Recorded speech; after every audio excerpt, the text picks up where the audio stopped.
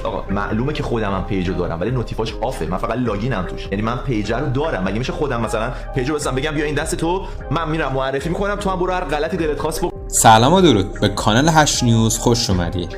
آغازی جدید از سری حواشی‌های فرشاد و پیام.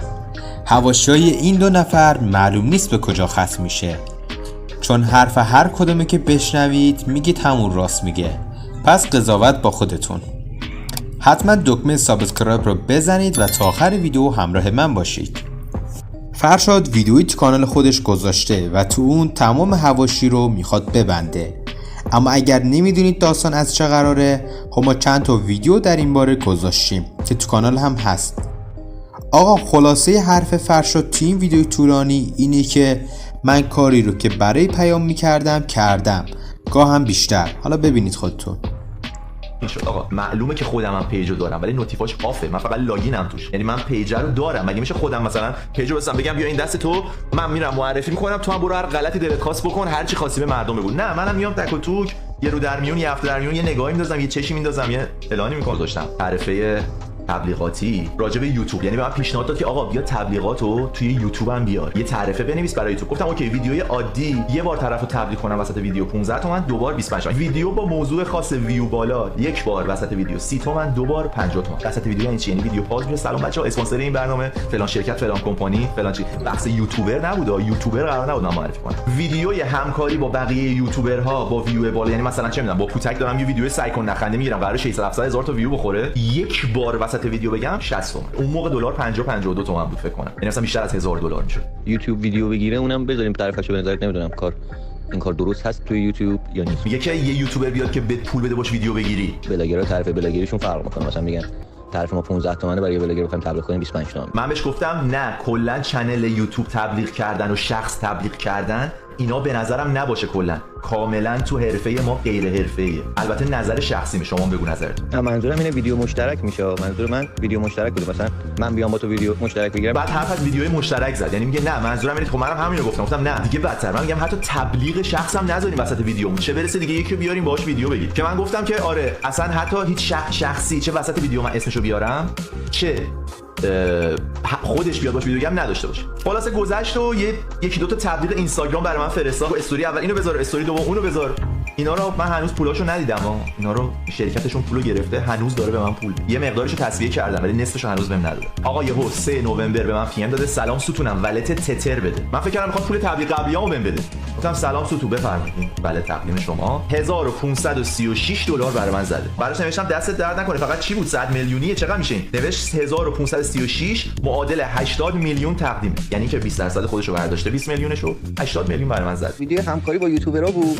خب قیمتش یعنی زمانی که تو داری با یوتیوبر معروف ویدیو بگیری این بودش که این وسطش بکنم براش بذاری وسط ویدیو تبلیغشو بذارم. یه بار 60 تومن بود که بعد باهاش صحبت کرده بودم، دوبارهشو کرده بودیم 100 تومن. لعنت به اون روزی که من رفتم مثلا دنبال ادمین و ادمین بازی، کارمنداشون جواب پیج زیگیل تناسلی میدادن. سلام من برای رفع زیگیل تناسلی اومدم تعرفه چند اینا تعرفه برای رو میفرستادم. پدر سوخته من کی زیگیل من سایت بت بهم پیشنهاد داد، سایت شرط بندی $20000 میشد 450 میلیون، موقعی که میشد 500 میلیون زمانی که دلار 25000 تومان. آقا گفت $20000 بدونم یه استوری بذار. گفتم نه آقا جون من بت تبلیغ نمیکنم، من آقا واسه فالوورام ارزش قائلم. برای چی باید بیام $20000 بگیرم سایت شرط بندی معرفی کنم که بیان ملت کارتشون رو بزنن تو سایت شما فیشینگ کنید بالا بکشید $200,000 توش پول در بیاد؟ نه من چیکاری نمیکنم. خیلی گشتم دنبال ایمیلش، چون توی ایمیل قدیمیام بوده، هنوز این info@farshadsilent.com نساخته بودم. ایمیل قبلیام هم دسترسی ندارم، حیف نیست نمیتونم نشونتون بدم. خلاصه آقا ما قرار بود دو بار اسم ایشون رو وسط یه ویدیویی که دارم مثلا با پوتک سوگند آریا هر کسی هر کدوم از یوتیوبرهای معروف که قرار ویو زیاد بخوره بیاره. گفتم آقا اوکی دمت گرم فلان و اینا. قرار شد دیگه خودش خبر بده، بعد چنل یارو رو میگرفت، نمیدونم میگه اسم یارو چیه فلان چیه. بعد رفته از دید خود از قول خود شماره یارو گرفته با یارو چت کرد، آره هر موقع ویدیو آماده شد بهت میگیم. خلاصه آقا من دیگه اصلا با طرف در ارتباط نبودم. ببینید من براش نوشتم حاجی خدایی من فکر کردم هر روز بهم تبلیغ میدی. نوشته امروز دوباره میدم بچه‌ها بذارنت. پدر سوختش بچه‌هاتون کیان که منو بذارم؟ من خودم بچه‌ها رو میذارم.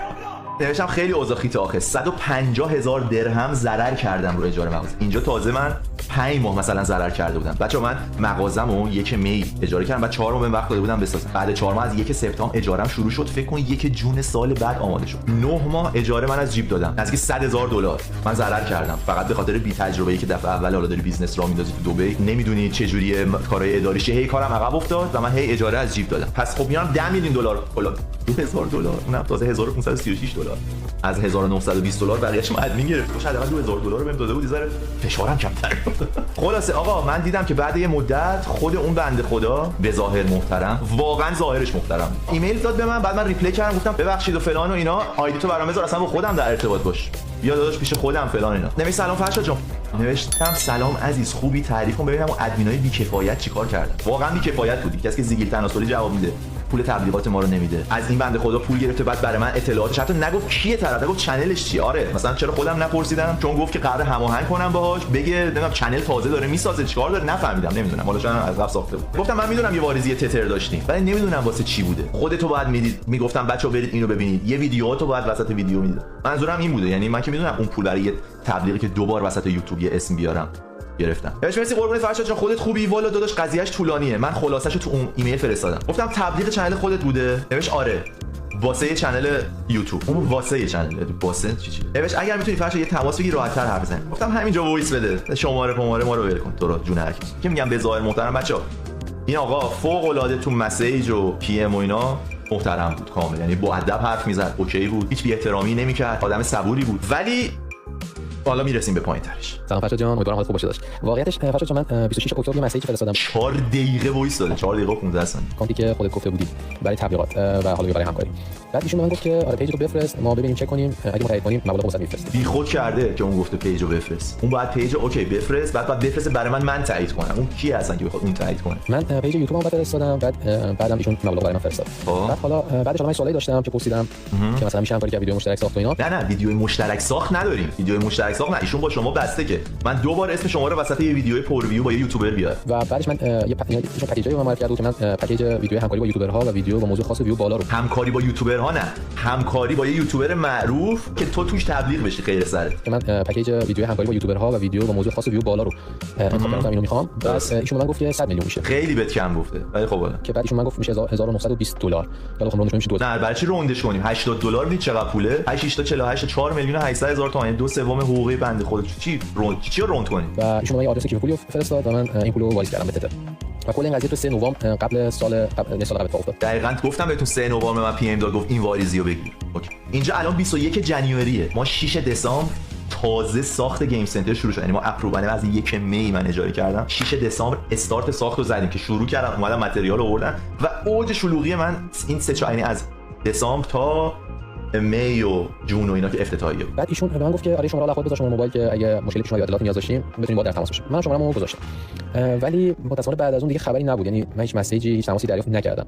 بعد دو هفته بعدش دوباره مسیج دادم 17 نوامبر و ایشون من گفت یا پیگیری کردم 17 نوامبر دو هفته بعدش. ایشون من گفت که اگه ویدیو آماده بشه خبر میدید. به من هیچی نگفته بود. خودم تو ویدیو نمیذاری مثلا این که تو یه دوره بود اگه باشه با گینت خیلی درگیر بودی خودم ویدیو گذاشتی راجعش صحبت کردی. و میدونی بعد شد 3 ژانویه که سال جدید که من مسیج فرستادم که دیگه 2 ماه میگذره. بعد اون یه مسیج فرستادم که یه پیگیری بکنم باز ولی متأسفانه بازم هیچ جوابی دریافت نکردم.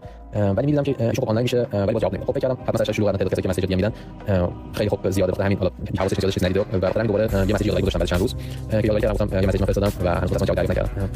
و ولی بازم جوابی دریافت نکردم و این شد که درسیام نمی‌خوردم و این شد که فرستادم من مزاحم شدم عزیز. اول دی ام زدم ولی حتی زدم که ممکنه دی ام نگیریم خاطر اینکه دی ام که میگیری خیلی احتمال زیاده و بعد ویدیو دیدم و گفتم حالا یه ایمیل بفرستم گفتم جوابش بگیرم و الان دیگه در خود هستم. بعد دوباره بچه‌ها من نوتیف تلگرامم آف. هر سری هم میومد مینوشت سلام فرشاد جان امیدوارم حالت خوب باشه. مثلا 5 روز بعدش دوباره پیام داد. حالا من درگیر بودو اینور اینه داره بودو اونه داره. این الان فکر کرد مثلا یه سری‌ها فکر می‌کنن ما الان تو 20 دقیقه ویدیو رو گرفتیم دیگه میشینیم رو پامون میریم الان کلابیم الان با لامبورگینی بیلونیم الان مثلا رفتیم داریم عرق خوری می‌کنیم الان رفتیم داریم فلان جا شرط بندی می‌کنیم و انقدر میگذره و پیام ایشان رو می‌بینیم و گوشی رو پرت کرده. ای بابا چه پولو گرفت. بریم با پولش تو دنیا رو بخریم با $1530 الان بریم دنیا رو بخریم. کلاهتون رو قاضی کنید. اینقدر آدمای پشت گوشی نباشید تا هر کی هر چیزی میگه سری باور کنید. $2000 برداشته برده.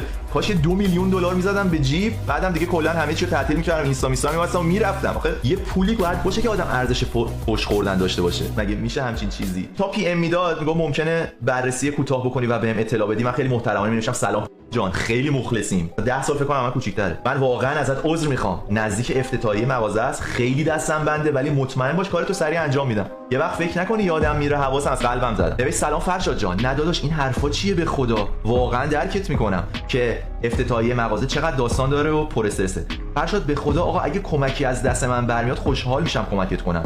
من برنامه نویسم، خودم یه شرکت آیتی دارم تو هلند. اگرم کمک دستی نیاز داری که میتونم همین فردا یه بلیت بخرم بیام دبی و در خدمتت باشم. دمت گرم. من اینا رو میخوندم و میگفتم بابا چقدر این بچه با ادبه. چقدر خوب شد که بهش پی ام دادم. پس بذار یه حال اساسی بهش بدم. انقدر این بچه گله و انقدر خوب حرف میزنه و انقدر بچه مؤدب و دنیا دیده ای. از اون موقع خودش می‌خواست بیاد دبی. نه من کارت دعوت فرستادم، نه من گفتم پاشو بیا دبی. نه چیزی. از همون فوریه می‌خواست بیاد دبی. اینم گفت تیندر ریل لایف تو دیدم و دمت گرم و مرسی چقدر نشم سلام وقت بخیر. باور کن شرمنده. من همش به این بنده خدا میگفتم شرمنده. خب کارش عقب افتاده، حق داشت. بیران نمیگفت. آقا پول داده بود، کارشو می‌خواست. بعد گفتم انقدر این بچه محترم و خوبه اینجا رو. این سید اف تبلیغ وسط یوتیوب که قرار بود برات بذاریم. چند بار بهش تاکید کرده بودم که آقا تو پول دادی که ما وسط یه ویدیو یوتیوبی برات تبلیغ بذاریم. به خاطر این دیلی ایجاد شده یه ویدیو با خودت بگیرم واسه چنلت، بعد خودم هم شیرش کنم هم تو اینستا هم قسمت کامیونیتی یوتیوبم. یعنی به جای پولی تبلیغی که دادی ویدیو بگیریم برای خودت، اینستاگرام و پست کامیونیتی دل بخواهی. یعنی هم اون کار بزرگ هدیه من به تو، هم این دوتا کار هدیه من به تو مجانی. یا نه میخوای همون طوری باشه که صحبت کردی با ادمین. چاکر فضل قربت دارم. واقعا خودت نمیدونم نظر خودت چه تو این رابطه. اگه نظرت ویدیو با هم بگیریم بهتره یا اونجوری مثلا تو ویدیو بگی بهتره؟ نمیدونم واقعا خودت بیشتر تجربه داری. اگه خودم احساس کنم ویدیو ولی با هم بهتره، ولی نظر خودت واسه خیلی مهمه. من گفتم بیا دبی ویدیو بگیریم. نوشتم مسلماً ویدیو با هم بگیریم بهتره 10 برابر، چون اونطوری وسط ویدیو ما ممکنه اسکیپ کنن. شما یه تبلیغ وسط یوتیوب هست میاد، وسط یوتیوبر رو دارید میبینید 30 ثانیه میاد اسکیپ نمیزنید. یعنی اون 5 ثانیه هست که داره میگذره میگه ای بابا داره ریدم تو این تبلیغات یوتیوب فلان اینا. ثانیه شماری میکنید که دکمه اسکیپ ویدیو روشن شه، بزنید سریع برید دنبال ویدیو. چه برسه دیگه طرف قابلیت داشته باشه این موسو بیاره اینقدر 15 ثانیه تاق بزنه بره جلو و تبلیغی که داریم راجعش حرف زنیم نبینه. یعنی 100 نفرم نمیرفتن بنده خدا رو سابسکرایب کنن. باش فقط اینکه واسه ویدیو گرفتن من میتونم بیام دبی یا متا. نمیدونم به نظرت جالب میشه جالب نمیشه؟ خودش برگشت و من میتونم بیام دبی. من گفتم بیا دبی؟ نه. من گفتم هزینه کن بلیت بخر فلان کن بیا دبی؟ نه. خودت گفتی داریم. نوشتم چرا که نه، هر مدلی که مایلی، چه از نزدیک از دور. حالا ببین چی گفت. قربان فرشاد نشد. یه ذره راجعش بخوام فرشاد همین باز خبر. فکر کنه خبر بده. واسه همون ویدیو یا چه سبکی باشه یا عادی باشه.